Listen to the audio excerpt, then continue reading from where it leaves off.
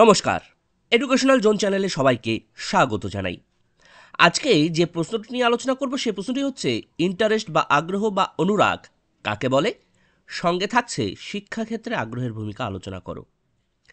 শিক্ষাক্ষেত্রে আগ্রহ এমন একটি বিষয়, যেই বিষয়ের প্রতি আমাদের আগ্রহ বেশি বা যে জিনিসের প্রতি আগ্রহ বেশি সেই জিনিসের প্রতি কিন্তু আমাদের মনোযোগও বেশি থাকে।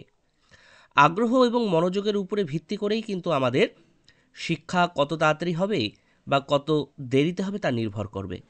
মনে রাখবেন বা আপনারা মনে করুন, যে বিষয়টির প্রতি আপনাদের আগ্রহ আছে বা মনোযোগ আছে সেই বিষয়টি পাওয়ার আপনাদের যে চাহিদা, আর যে বিষয়টির প্রতি আপনার আগ্রহ নেই সেই বিষয়টি পাওয়ার চাহিদা, দুটোর মধ্যে কিন্তু পার্থক্য আছে। যেটি আমরা চাই তার প্রতি কিন্তু আমরা আগ্রহী হয়ে উঠি।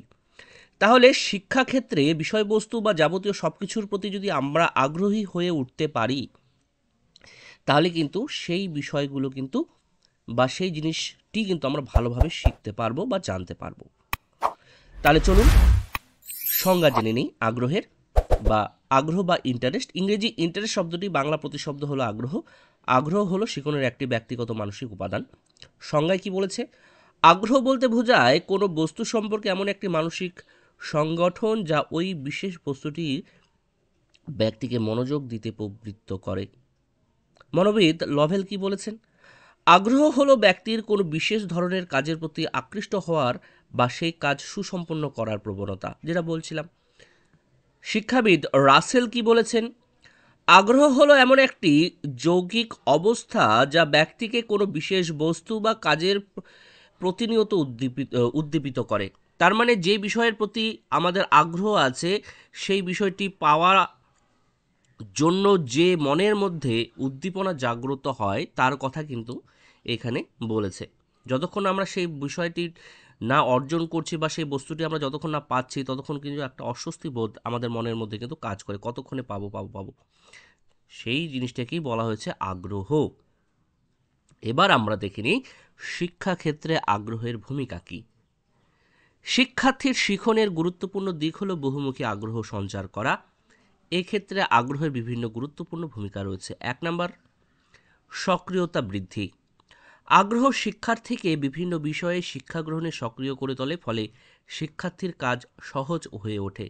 আপনারা মনে করুন তো, যে বিষয়টি আপনার ভালো লাগে পড়াশোনা করতে বা যে বিষয়টি জানতে, সেই বিষয়টি নিয়ে যদি আপনারা অনেকক্ষণ বসে স্টাডি করেন সেই জিনিসটা কিন্তু অতটা বোরিং লাগে না। কিন্তু যে জিনিসটা আপনারা ভালোবাসেন না, যে জিনিসটি শেখার আগ্রহ নেই, সেই জিনিসটি যদি আপনার উপরে জোর করে চাপিয়ে দেওয়া হয়, বারবার কিন্তু আমরা সুযোগ খুঁজি কি করে সেখান থেকে দূরে সরে যাওয়া যায় বা ওটা না শিখতে হয়।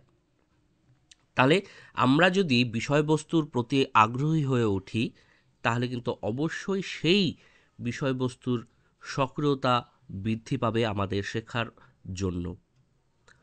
নতুন কাজে প্রেরণা দান। আগ্রহ প্রতিনিয়ত শিক্ষার্থীকে শিখনের নতুন বিষয়ের প্রতি আগ্রহী করে তোলে, ফলে শিক্ষার্থীর জ্ঞানের পরিধি বৃদ্ধি পায়। আমার কথাই যদি ধরি, তাহলে দেখুন এই যে আপনাদের জন্য যে ভিডিওগুলো বানাচ্ছি, আমার কিন্তু এই ভিডিওগুলো বানানোর জন্য কিন্তু খুবই আগ্রহ আছে, ইন্টারেস্ট আছে বলেই কিন্তু আমি এগুলো তৈরি করতে পারছি। সেজন্য প্রতিনিয়ত চেষ্টা করি নতুন নতুন জিনিস ইমপ্লিমেন্ট করা বা নতুন নতুন জিনিস শেখার। আমার প্রথমের দিকের ভিডিওগুলো দেখবেন অন্য রকমের, কিন্তু এখনের ভিডিওগুলো তুলনামূলকভাবে চেষ্টা করছি যে আরও কীভাবে উন্নত করা যায়। আরও দিন যাবে, আরও চেষ্টা করব কী করে নতুন নতুনভাবে উন্নত করা যায় আমার সামর্থ্যের মধ্যে। সেজন্য নতুন কিছু শেখার যে আমাদের চাহিদা, সেটা কিন্তু আগ্রহ থেকে কিন্তু চলে আসে। 3 নাম্বার, শিক্ষা অভিমুখী প্রেরণা দান।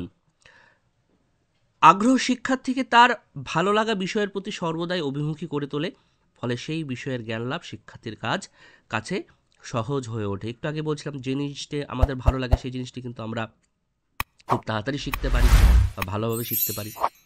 4 নাম্বার, দক্ষতা বৃদ্ধি। কোনো বিশেষ বিষয় বা কাজে শিক্ষার্থীর আগ্রহ থাকলে সেই বিষয় বা কাজে শিক্ষার্থীর দক্ষতা বৃদ্ধি করে থাকে নিজে নিজেই।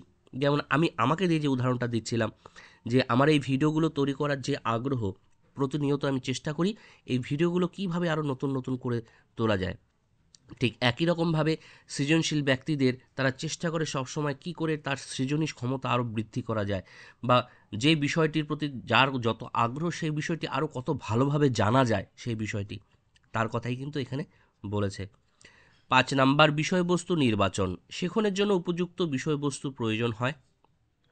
আগ্রহ শিক্ষার্থীকে নিজের ইচ্ছামতো বিষয়বস্তু নির্বাচনে সাহায্য করে এবং শিখনকে আনন্দপূর্ণ করে তোলে।